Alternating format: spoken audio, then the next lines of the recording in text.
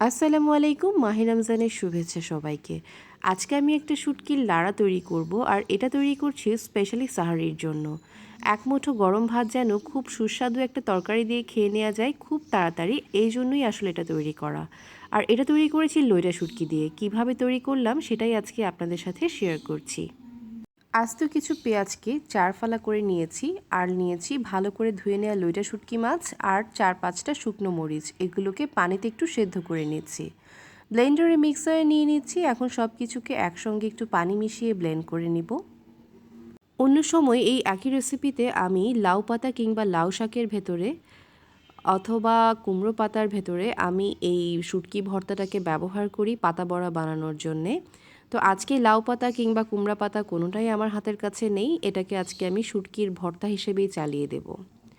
পেঁয়াজ ব্লেন্ড করা ছাড়াও একটা পেঁয়াজকে এখানে একটু কিউব করে কেটে নিয়েছি, আর রয়েছে এখানে রসুনের কুচি, ধনেপাতাও কুচি করে নিয়েছিলাম। এখন সব কিছু একসঙ্গে একটু তেলের মাঝে বেশ ভালো করে ভেজে নিচ্ছি। আর এখন দিয়ে দিচ্ছি গুঁড়ো মশলাগুলো, হলুদ গুঁড়ো, মরিচ গুঁড়ো, ধনিয়ার গুঁড়ো, লবণ তো অবশ্যই দিতে হবে। সব কিছুকে আবার একটু ভেজে নিয়ে পানির সাথে এখন কষিয়ে নেব। ধনে পাতাটা কিন্তু মিক্স করিনি, এটা আমি সবার শেষে রান্না শেষ হয়ে গেলে ছিটিয়ে দেবো ওপর দিয়ে।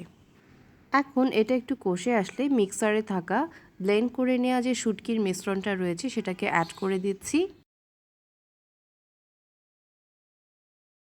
এইবার কাজ হবে অল্প অল্প করে পানি মিশিয়ে এটাকে ভালো করে রান্না করে নেওয়া। কালারটা চেঞ্জ হলেই কিন্তু বোঝা যাবে যে রান্নাটা হয়ে গেছে কিনা। আর এরই মাঝে আমি একটা টমেটোকে কুচি করে নিয়েছি, সেই টমেটো আর তেজপাতা এই দুটোকেও এখানে অ্যাড করে দিয়েছি। খুব তাড়াহুড়ায় ছিলাম তাই ওটা ভিডিও করতে পারিনি, বাট আপনারা হয়তো ভিডিওতে দেখতে পাচ্ছেন এখানে তেজপাতা কুচি আর টমেটো কুচি রয়েছে। ব্যাস একেবারে লাস্ট পর্যায়ে চলে আসলাম রান্নার। কালারটা দেখেছেন? ইস, আমার তো আর সহ্যই হচ্ছে না, কখন আমি এটা গরম ভাতের সাথে খেতে পারবো।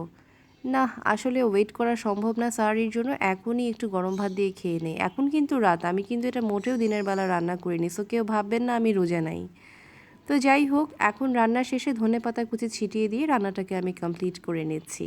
তার আগে আপনাদের সাথে একটু শেয়ার করি যে এইটা খেতে কি পরিমাণ মজা হবে।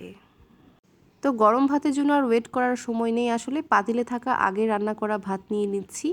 সেটাই এখন আমি ভালো করে এই কড়াই থেকে মুছে নিয়ে মেখে খেয়ে নেব।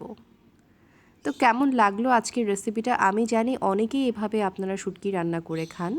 জাস্ট আপনাদের সঙ্গে একটা মোমেন্টকে শেয়ার করা, এই যা। তো আপনারাও কিন্তু সাহারিতে ঝটপট খাওয়ার জন্য এই ধরনের একটা সলিউশন খুঁজে নিতে পারেন। আর সবাই যদি ভিডিওটা পছন্দ হয়ে থাকে প্লিজ আমাকে একটু লাইক ফলো দিয়ে পাশে থাকবেন। অনেক ধন্যবাদ সবাইকে সঙ্গে থাকার জন্য। অনেক ভালো থাকবেন, সুস্থ থাকবেন এই রমজান মাসে। সবাইকে ধন্যবাদ জানিয়ে আবারও শেষ করছি। টাটা।